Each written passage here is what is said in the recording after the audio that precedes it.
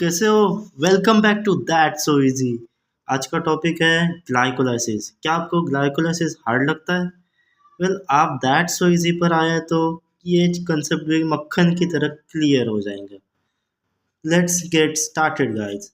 तो मैं तो 3 वीडियो में मैंने जूलॉजी पढ़ाई है। तो वैसे मैं आज सोच रहा हूँ कि बोटनी पढ़ाई जाए। तो बोटनी का सबसे इजी चैप्टर जो कि मुझे इजी लगता है, आपको लगता है कि नहीं पता नहीं, पर सबसे easy chapter respiration in plants, ये चैप्टर का ग्लाइकोलाइसिस प्रोसेस में आज आपको पढ़ाने वाला हूँ। तो चलिए शुरू करते हैं बिना किसी देरी के। ये है हमारा ग्लाइकोलाइसिस प्रोसेस। तो बेसिक से शुरू करते हैं। तो ग्लाइकोलाइसिस होता क्या है? ग्लाइकोलाइसिस वो प्रोसेस है जिसमें पायरुविक एसिड बनते हैं। क्या बनते हैं? Pyruvic acid. तो मैं ये बताता हूँ कि सुक्रोज जो होता है ना, तो उसको तोड़ के दो मॉलिक्यूल्स बनते हैं, एक ग्लूकोज मॉलिक्यूल और एक फ्रक्टोज मॉलिक्यूल। ठीक है। तो ग्लाइकोलाइसिस इन्हीं दो मॉलिक्यूल्स पे चलती है। तो ग्लाइकोलाइसिस प्रोसेस में लगता है ग्लूकोज और फ्रक्टोज। ठीक है। इसके बाद ये सब प्रोसेस होने के बाद हमें मिलते हैं दो पायरुवेट एसिड। इसको भी बोलते हैं पायरुविक एसिड। ठीक है। पायरुविक एसिड मिलते हैं। तो ये बनते कैसे हैं? तो फिर हमने सुक्रोज को दो हिस्सों में तोड़ दिया, एक तो ग्लूकोज एक तो फ्रक्टोज। ठीक है। फिर आओ ग्लूकोज को तोड़ते हैं। ग्लूकोज को तोड़ने वाला एंजाइम कौन सा? हेक्सोकाइनेज।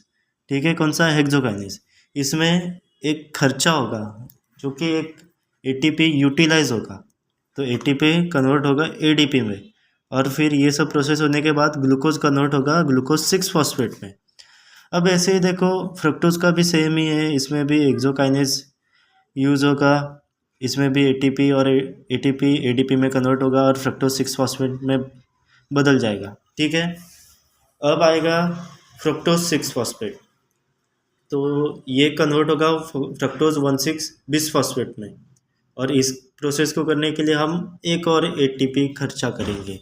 तो एटीपी कन्वर्ट होगा एडीपी में। ठीक है। फिर फ्रक्टोज 1,6 बिसफॉस्फेट दो हिस्सों में बढ़ जाएगा, एक तो पीजीएल फिर दूसरा डीएचएपी। तो अब पीजीएल का काम है, डीएचएपी का नहीं।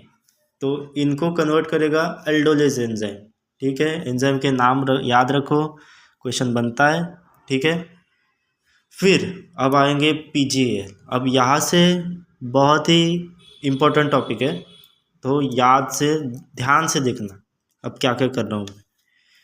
पीजीएल, ये पीजीएल कन्वर्ट होगा 1,3 बिस पीजीए। इसमें से एक खर्चा होगा, कन्वर्जन होगा। ठीक है। NAD प्लस NADH2 में कन्वर्ट होगा। ठीक है। और इसको कन्वर्ट करेगा डिहाइड्रोजनेज एंजाइम, और ये 1,3 बिसफॉस्फेट, ये दो बनेंगे। ठीक है। तो लिखा है मैंने 2 × 1,3 बिस पीजीए। ठीक है। इसके बाद 1,3 बिस पीजीए 3 पीजीए में कन्वर्ट होगा। इसको कन्वर्ट करने के लिए एक एंजाइम लगता है, ट्रांसफर ऑक्सीलेज एंजाइम। इसमें एटीपी बनेगा, एडीपी एटीपी में कन्वर्ट होगा और ये बना देगा टू, ये भी दो बनेंगे 2 × 3 पीजीए। ठीक है। फिर 3 पीजीए 2 पीजीए में कन्वर्ट होगा। इसमें एक एंजाइम लगता है म्यूटेज एंजाइम। तो ये म्यूटेज एंजाइम 3 पीजीए को 2 पीजीए में कन्वर्ट कर देगा, और ये भी दो बनेंगे। ठीक है।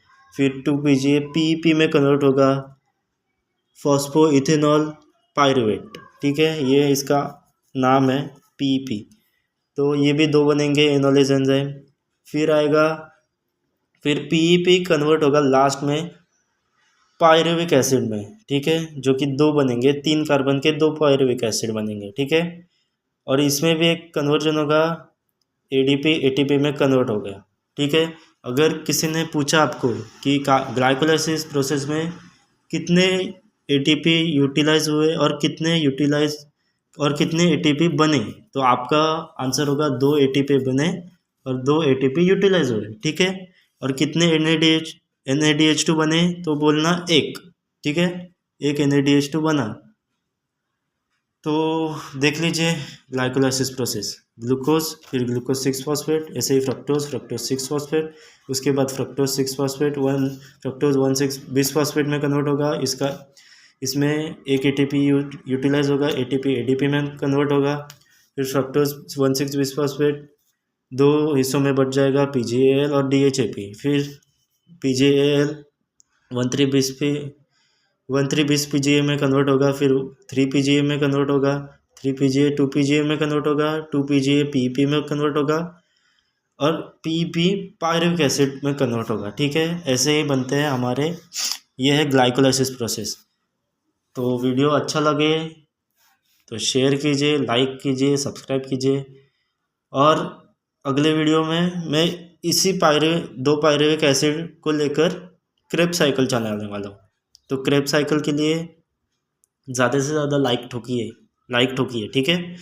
तो हमको बहुत पढ़ना है, 365 डेज़ में हम 365 कॉन्सेप्ट क्लियर करेंगे। तो यही हमारा मोटो है।